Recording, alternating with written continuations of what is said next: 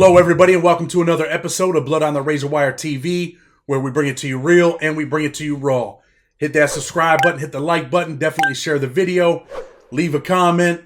We got a good one today. This brother was in prison when Whitey Bulger was killed. He was over there at Hazleton, but I'm going to let him talk about it. We'll get into that stuff. We're going to get into some of the stuff at Canaan. Some of you have already seen a little bit on the Canaan videos, so let's get to it. Brother, tell the people who you are, where you're from, and talk about how much time you've done, where you've been, and we'll go from there.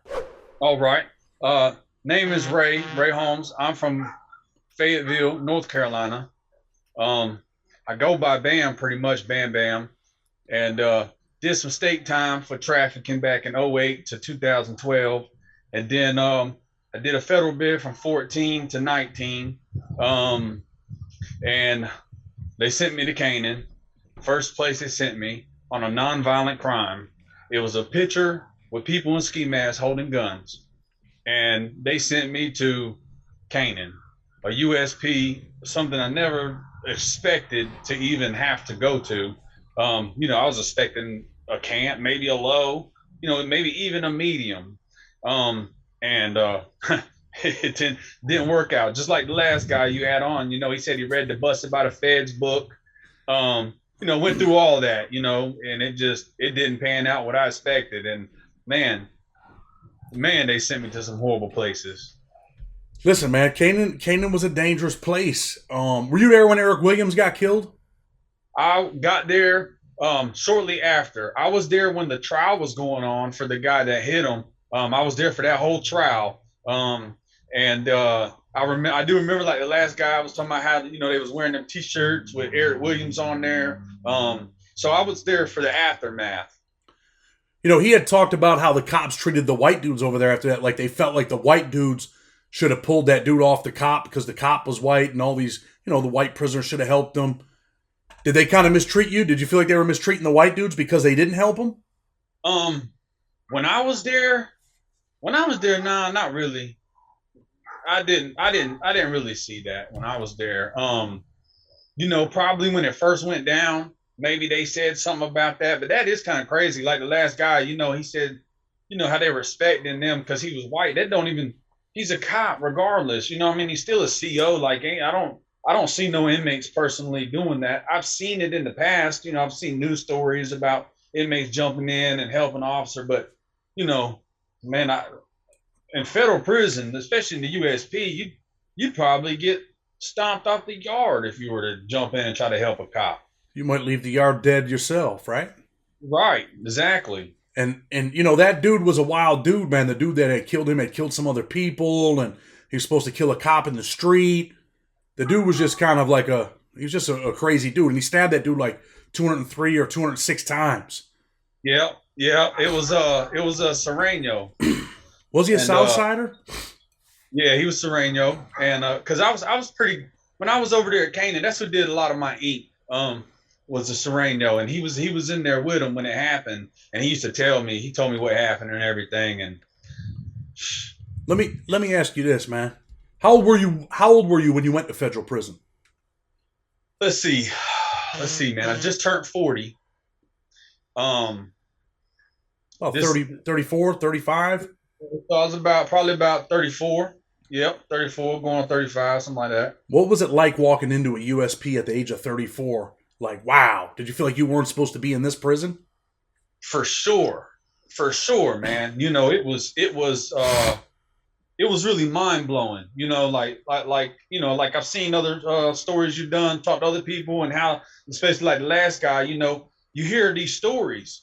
Like you're sitting in there in the holding place where you're going to court, and you're like, people are like, oh man, you better hope you don't go to no USP, not this and that. So you hear these horrible stories about it before you even get to one of them yards. So then when you get there, you're like, oh man, what the, it's way different than state. I tell you that. Did you have to put in any work over there? No, I didn't put any work. I was independent. I went independent at Canaan because I wasn't really with the you go in, when you go in, you got people come up to you, hey, this, that, you're gonna run with us, this. And me, I'm not on no racist stuff. Like I love everybody, man, and I can't be in something that's against anybody when it comes to that. So I ran independent, and then when I went to Hazleton, I was with the South Car. Is anybody all states from the South, they run together. It don't matter your race, religion, don't matter none of that. And that's what I did. But unfortunately, I didn't have to do no crazy stuff. You know what I mean? Other than a situation that happened to me at Canaan, but that was over some money. Some guys got junked out. Let me ask you this, right? Because you talked about the South car. So did you run white independent, or were you just in a car where they were At black people in the Canaan, car, white people in the car? okay, yeah, at Canaan, because I didn't know none of it. I didn't know what was going on, what to do. So yeah, I was a white independent. Uh, but once I realized, what was going on, oh, well, you, some people, you can't smoke with other races. You can't do this. You can't do that. I'm not. I just I don't play that. So when I told you when I went to Hazleton, I went south, and that is it's just any state from the south. You talking Texas, Louisiana, Florida, South Carolina, North Carolina, Mississippi, any states from the south. It's called a South car, and it had all races. You didn't matter, and that's just how that was there. I want to get into that, man. That's why I asked you that. So you ran with the white independents in Canaan. Did you feel like they were a gang Um, of their own? pretty much, man. I felt like it was real racist. You know what I mean? It seemed like they were living in the 1960s or something. Like it's like they're a lot of them are just minds are just. I guess maybe from being in that type of environment, uh, they get on a certain mind frame, and when they on that mind frame, they're just stuck. And to me, that's thank God I was raised a certain way, and I just don't believe in that. Um, and then, like I said, when I went to Hazleton, it was a South call, but my celly, that I had for about the whole time I was at Hazleton, he was Crip.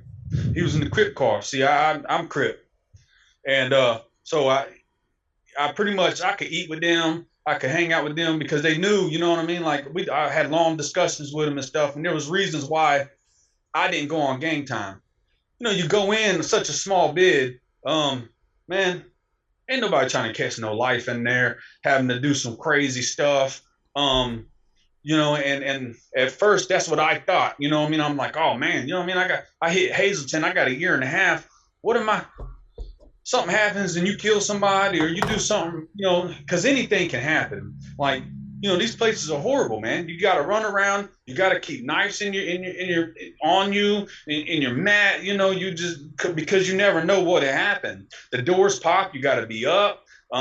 Because when your boys and your homies could get into it with somebody, and then it could be a big war, and you could get in trouble for sleeping in the bed past the time they pop the locks. So I'm going to ask you a couple questions, right? I mean, we've been in some of the same, environments. USPs. You're white. I'm white. You go into Canaan and you're a Crip. You're a white Crip. Do you tell any of the white dudes like, yo, I'm a Crip, bro? Everybody knew. Everybody knew. I told everybody. I don't lie to nobody. I didn't keep nothing from nobody. Some of them stuck their noses up. Some of them, acted kind of funny towards me. But I am who I am, and I was involved in this at 11 years old. I'm 40 years old. You know what I mean? Well, then I was 34, 35. But I'm not gonna. You got to be who you are, regardless. Like I just felt like I'm not gonna hide it. And so everybody knew. I mean, everybody knew. I'm not asking you that to like belittle you or downgrade you. I'm asking you that so that people that are watching the show that have never been to prison or anything like that, they can kind of understand the environment that we lived in, the things that happen, how things go. Because I know in the prisons that I've been in, if you come in, I was with a kid that was a white Crip when we were in USP Lee. There was an incident over him. He ran with the Crips when he got there. He ended up going to Pollock. Honestly, he wasn't a bad dude, but he had a bunch of like platinum teeth. He was from Texas. he was kind of a rough dude. He got busy with his hands. People respected this kid. But I know that, people had shunned him right off the rip. People like, nah, man, like white dudes, you know how it goes. And the viewers want to know how it goes, man. White dudes will shun you. You come in there talking about, yo, I'm a white Crip. White dude's like, yeah, all right. And I'm surprised, and, not in no disrespectful way, I'm surprised that, that you didn't have any issues over that, being that you got in the white independent car. So, right, yeah. Go ahead. Yeah, but I was just gonna say, it's kind of crazy because, like they said, I got some static from a few, ones that are just, like I said, just not, they're just, they don't understand. Some people's been locked up a long time and they're in this mind frame, or maybe they grew up in an area where they just didn't see a lot of stuff and get to do a lot of stuff. All right. And I grew up in a city that's pretty busy city. There was a lot going on. The schools I went to were predominantly black. In elementary school, went through a lot of things, people bullying. And when I hit junior high, I was like, man, there ain't no way I'm finna go through this. It's kind of funny because, like, I wouldn't even let nobody else get bullied. It didn't matter if they ran with me on the streets or not. If I see somebody bullied in school, I'm gonna say something because that's just how I am. And so a lot of people, maybe they're not around that. Maybe they're out in the sticks somewhere, or they just don't understand that type of life.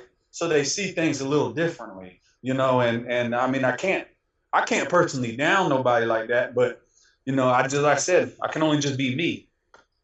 I hear you. Now, I don't have an issue with it, man. I don't have a problem. That's why I say, man, the show's real and it's raw, man. I call things how they are. I don't get on here and pretend, man. Right. Like, oh, I'm going to pretend tough guy, or I'm going to talk about this guy, or I'm going to do this, or I'm going to do that. I don't get into all that bullshit, man. I really don't, man. But anyway, so at Canaan, man, you ever seen anything happen over there? Anything bad?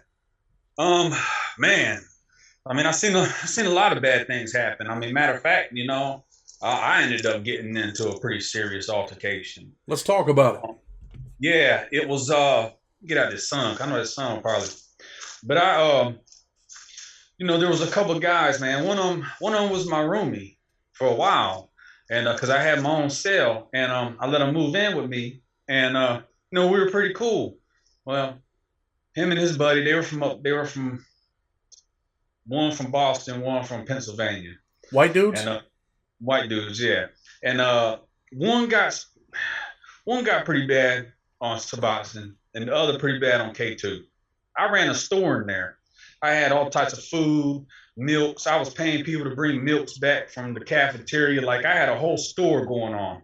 And they had gotten into some debts with other people, and I helped them. I paid their debts for them. Well, they was paying me back. They was doing right, but they was just strung out. I guess they got it in their mind frame that maybe they'll just jump on me and get me off the yard.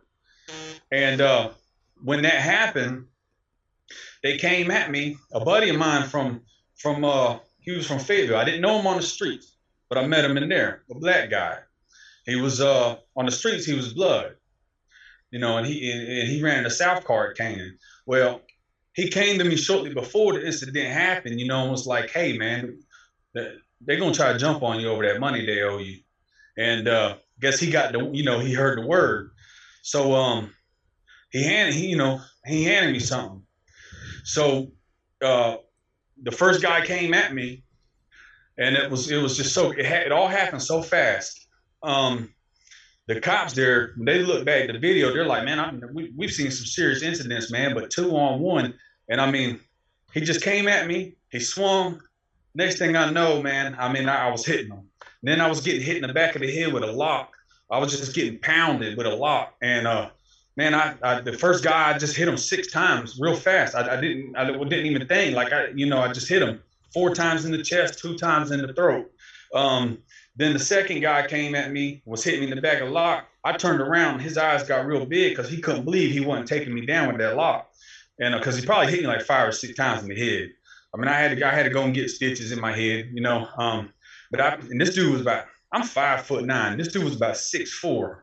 I don't know how I managed. I picked him up with the knife in my hand and body slammed him. and climbed on his back and started hitting them all in the back. I hit him 4 times in the back.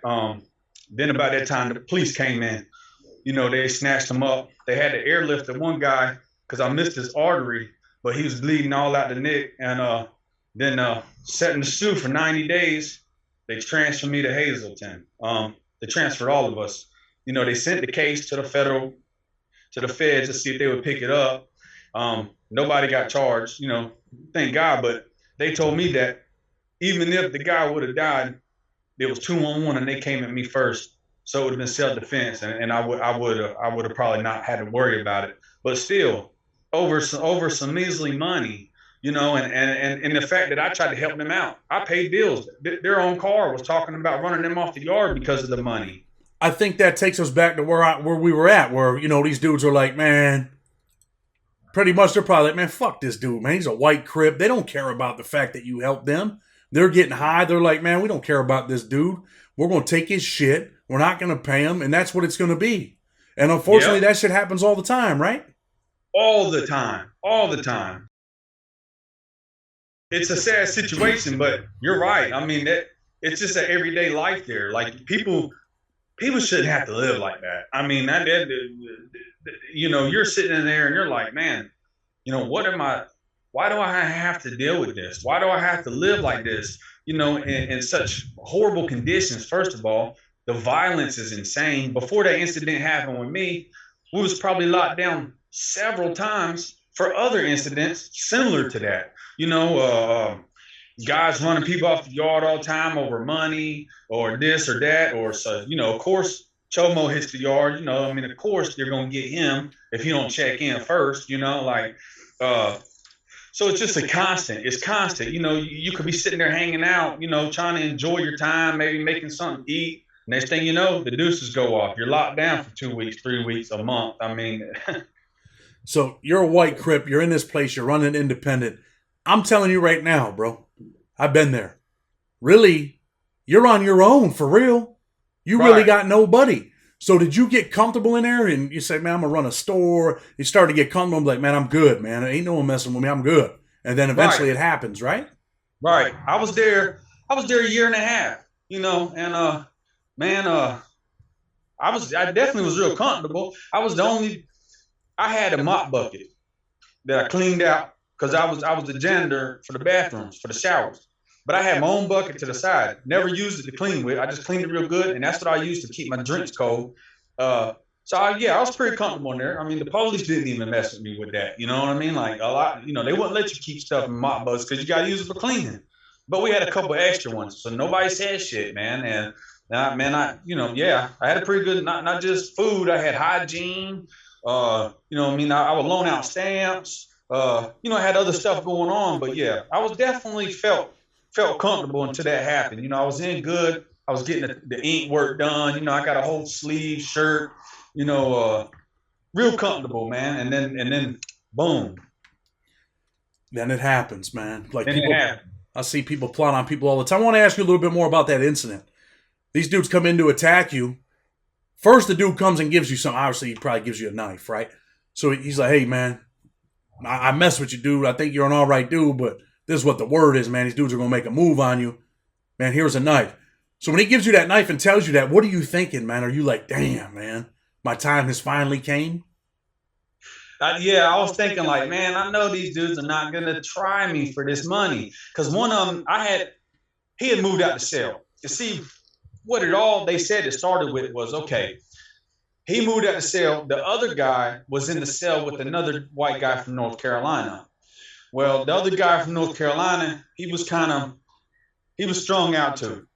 Well, him and his roomie, they were arguing a lot.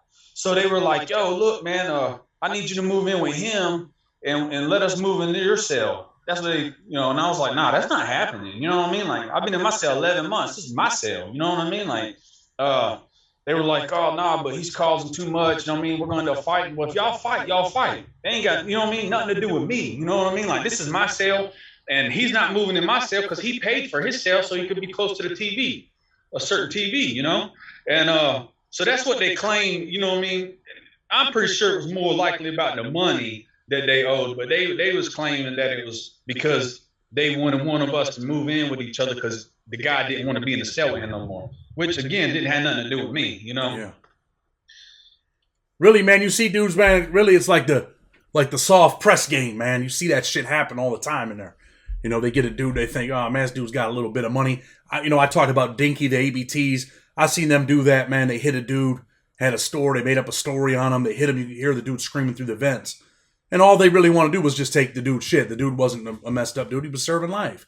They did what they did, and, you know, it was just a messed up situation. I'm going to take you to Hazleton, though, man. Dangerous place, right?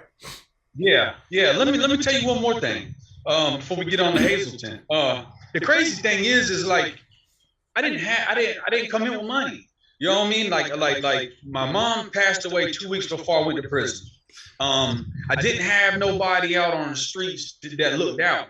I came up from the ground up in there at Canaan. Like I came from the ground up, and I just, it was a lot of hating. You know what I mean? Because like you said, I ran independent. Some white guys didn't like that because I chilled with the black dudes. I smoked with them. You know what I mean? Like I didn't. You know what I mean? Like ain't nobody telling me what to do. You know? Yeah. And you know that's pretty much, you know, escalated from there. But okay. But Hazleton, let's what you want to talk about with that?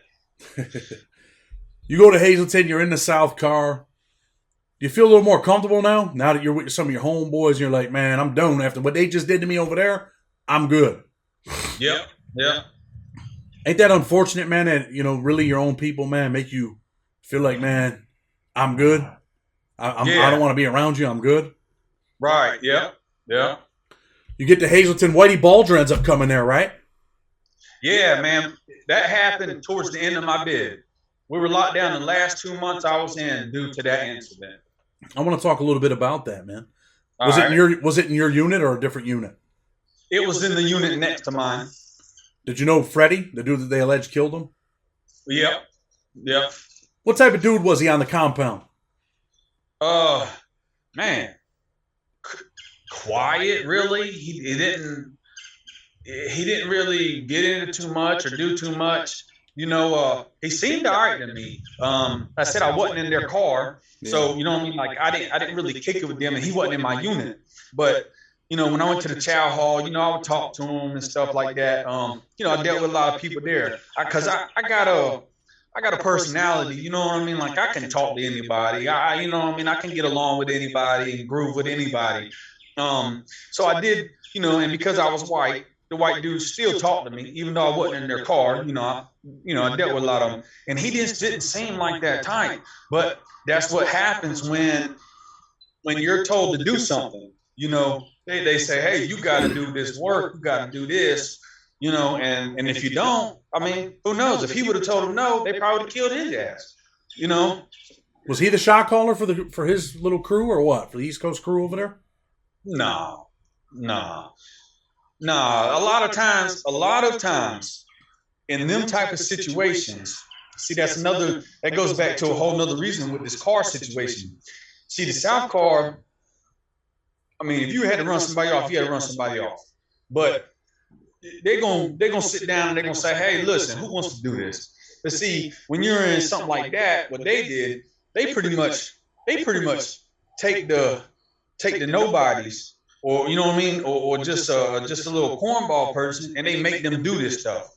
You know, they force them into this stuff. You know what I mean? So like this guy messed around and caught a body because he was pretty much made. You know, like, yo, you got to do this. You know what I mean? If you don't do this, we're gonna get you, and we're still gonna get them. That stuff happens all the time. What was it like, man, after Whitey Bulger got killed? What were the cops acting like? Were they nervous? Like, oh man, we messed up. What was it like? Man, yeah. Of course the deuces go off. We're locked down. But you could tell, you know, I mean, a lot of the feds came in.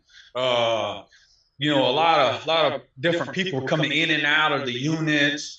You could tell the administration started getting fired. You know what I mean? Like certain shit started going downhill because, you know, like you said in that last one, and you pointed it out to that guy. You told him, like, it's kind of funny. Like, this stuff's been going on. This stuff has been happening to people on a regular basis. Like, when you're in there, deuces are going off sometimes 2 times a day, 3 times a day, because of stuff like this. But when somebody that was known out there on the streets, somebody with a big name like Bulger, when that happened, then all of a sudden, oh man, what's going on in there? Like, it's really like that. It's been like that, like, that's just life in there. People think all the time that federal prison is, these are like real smart people. It's the feds and it's a great place for prison. Everybody's safe. They're eating good food. None of that shit's true. It's all bullshit. None of it. Just like you said in the last one, when you were talking about this, maybe if you went to a camp, or if you went maybe to a low, you might even be okay like that, but nah, there ain't no, you got people that stayed in their law books. I stayed in law books. I was, I was just really funny. I wanted to learn this and learn that. I wanted to see different laws and what this is, but no, nothing like that. Nothing like that. It's the USP is completely different than what people think. It's like, I really don't believe nobody should have to deal with that type of environment. Honestly, it ain't peaches and creams like people think. Oh, you're going to the feds, you're gonna eat good. Man, you're eating same slop. If you don't have no money, you're gonna be hungry as shit at night. You lock down early. They pop the doors super early. It ain't no love. It's definitely not what people think. Think the cops were scared in any of them places? Maybe. It's possible, and maybe that's why, like, maybe they put on certain personas, or you could tell the difference of the way one acts alone, and then the way one wants to portray themselves around other officers. I wouldn't doubt it though, because you got officers getting killed. It's a bad environment. So I wouldn't doubt that some of them probably are kind of like, oh man, got to be careful. Some of them are really cool, man. I'm not gonna lie. Like, you get in there and get tatted up. Some of them just like, listen, let me know what cell you in doing this. If a lieutenant comes in, put the stuff up immediately. Have somebody watching out for you. A lot of them are pretty cool, but then you got your ones that are just complete dicks, man. Like, like the guy said last night, the video I was watching, he's telling you about how they are at Canaan. Man, them officers were garbage, man. They talk down at you. They treat you like crap. Hazleton wasn't much better. They would take you where no cameras were, strip you, get flashlights, want to go all up in you, and like, that's not the rules and regulations of a strip search. Like, and they would do that, and then, like, if you wrote a grievance, they never let the grievance leave the yard. They come in your cell. Me and my cellie, we had our room tore up. They ripped all our pictures, pages. They poured dish detergent everywhere, laundry soap all over our food. Like, it was just. Yeah, I know. They do dirty stuff, man. And, I put a video up about this cop punching this kid in the face, right?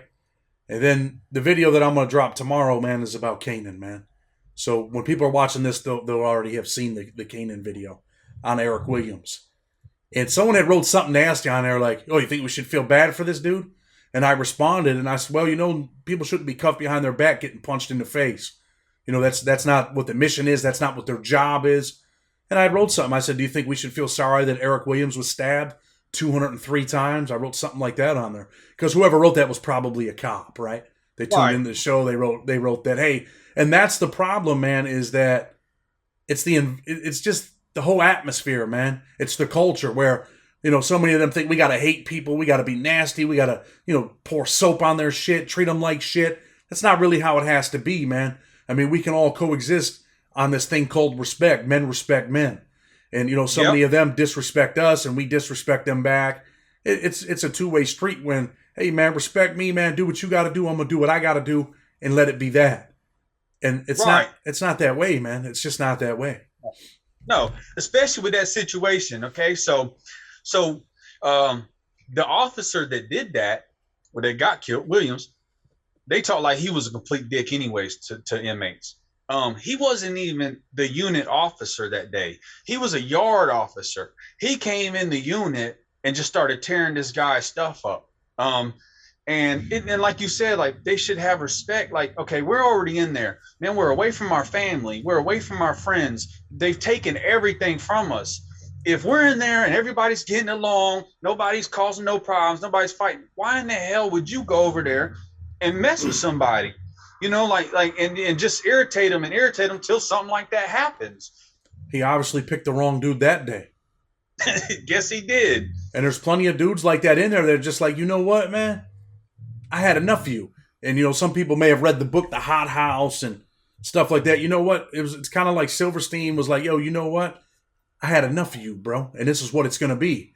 And I talked about that before in some videos where it's kind of like, hey, look, man, we got this issue. We got an agreement. You're beefing with me. I'm beefing with you. And when it don't work out for you, now I'm the bad guy. But you already agreed on all this. This is what you wanted. And if you would have won, then, you know, maybe you would have been the happier guy. But you didn't win this time. I did. And you know, some people don't like that, man. Let me ask you this. How long you been home? Because I know you talked about you came home in 2019. 2019. I'm going on 3 years. Been dealing with this paperwork because, you know, it's an automatic 3 years probation or parole release, whatever they want to call it. Yeah. So I'm going on my 3rd year. I got 2 months left. I'll be done with this. Man, it's been hard sometimes, you know, especially at first, especially when you're used to living a certain way, you know, on the streets. You know, I ain't gonna lie, I'll be straight up. I sold drugs. You know, that's what I did many, many years, 20 years plus, you know? And so I'm used to having money out here. I'm used to this. So when you get out and you got to get a 9 to 5, because if you don't, you're violating. You got to do this. You got to do that. You can't smoke. You can't do shit because you're going to get pissed, you know? So, you know, there was times at first where I was like, man, I can make so much money doing this. But then you go back to that cell, back to that horrible place. Do I want to go back to that garbage? You know, like, at least I'm free. It don't care if I'm free sleeping in a car. At least I'm free. And so, you know, I get a job cooking at Buffalo Wild Wings. I was there my first 2 years. Man, I ended up getting a $3 in raises in 2 months because I'm a good cook. I've cooked for many years as well. But then the virus hit. When the virus hit, you know, they closed everything down, sent your ass home. But at least I got the unemployment because I was at my job. Damn, man, I feel like I got a little cold, bro. I apologize. Yeah, it's cool, man. And so, you know, I was getting unemployment. And then they did the stimulus. Well, me and my girl, she was talking. She's a disabled veteran. She was in the service. Well, we get to talking, and we're like, you know, I mean, I'm like, you know what? When all this is over, I don't want to go back to a 9 to 5, but we got to stay legal. So I flipped cars before my past. So she said, why don't we just take our stimulus and buy a couple of cars and go from there? And we didn't have nothing at the time. We had one little vehicle we were driving, you know what I mean? So I can get back and forth to work. And that's what we did, man. And I'd say we're doing pretty damn good, man. We just bought a house. I do other things, you know, all legal though. And it feels good because at least I don't have to constantly look behind my back. Let me ask you this. So you're out there getting money. You're selling drugs all your life. You found a different hustle. You can flip cars now instead of kilos, right? Right. And you feel better. You feel better because, one, like I said, you don't have to always look behind your back. Two, it feels different because it's legal, and it's just a more comfortable life. Of course, I'm not making the kind of money I was making doing what I was doing back in the days, but it's more easing to the soul. You know, it feels a lot better. What's the average profit on a car that you flip? Average, I would say anywhere from 1,000 to 3,000, depending on what I got in it, you know, what it is, you know, of course. And right now, I don't know if you know, but a lot of the supplies and stuff is messed up. So chips to make new vehicles they can't get them. So used vehicles have gone up 40% in the past 6 months. So like they're even worth more than what they were worth 6 months ago. So you know that's good to take advantage of something like that too. But I always keep my prices under the high end of the Kelly Blue Book. I don't even go to the high end. I try to stay around the middle, and I haven't even added no extra percentage due to all this other stuff. You know, I asked you that because I want people to hear that message, man. If you can go out there and you can flip, even if you're flipping one car to start with a month, and one turns into two turns into four turns into 8, and now you're making more money than you might have been making when you were selling drugs, right? When you start getting up there. You can live a comfortable life. And the one thing that you don't ever have to worry about is ever being in Hazleton or ever being in Canaan or ever having someone want to stab you over some candy bars in a commissary store that you're running out of your cell, man. Yep. And you're right, because you start off, like I said, we started off with 2, and then I got 1, 2, 3, and I got 3 in the shop. So I got 6. You know what I mean? So I got 6 cars. I try to keep anywhere from 4 to 6 cars all the time because you got to keep a selection because the different one vehicle is going to go to a certain kind of person, you know? So if you only got one vehicle, it's kind of hard. But like you said, you start off with 1, then you go to 2, then you go to 3, and who knows, you know, you just keep moving up until you got different selections. So different people, you know, you got more chance of selling vehicles faster. Different taste. So look, man, we've been on here a while. I'm going to close the show, but what message do you got for the kids or for a dude even a dude that was in prison or a chick that got out and maybe they're struggling now and they start thinking, man, I'm ready to make this other move, man. I'm tired of living like this, man. What's your message? Man, my message would be like, okay, none of it's worth it. None of it's worth it. You can make money. Yes, you can make a lot of money selling drugs. You can. You can make money, people to go out there and rob stuff. But one day it's going to come back around. And when it comes back around to you, you're not going to like the outcome. You don't want to go to them type of places that I've been to or that you probably been to. You know, like people don't want to do that. Like the last guy, I've never had a drug issue. I sold drugs. But if you're doing them, it's going to lead to you doing something else to make that money to supply your drug habit. And then it goes back to if you want to sell drugs, yeah, you can make some money, but it's not worth it. It's not worth it. In the end, it is not worth it. That's just all there is to it. That's the message, man. It's not worth it. I'm going to close the show, brother. I'm going to thank you for coming on, man. And definitely sound like a good dude, man. You're doing the right thing and stay focused, man, and keep doing what you're doing, man. With respect, we're going to close, man. Blood on the Razor Wire TV. Until tomorrow, we're out.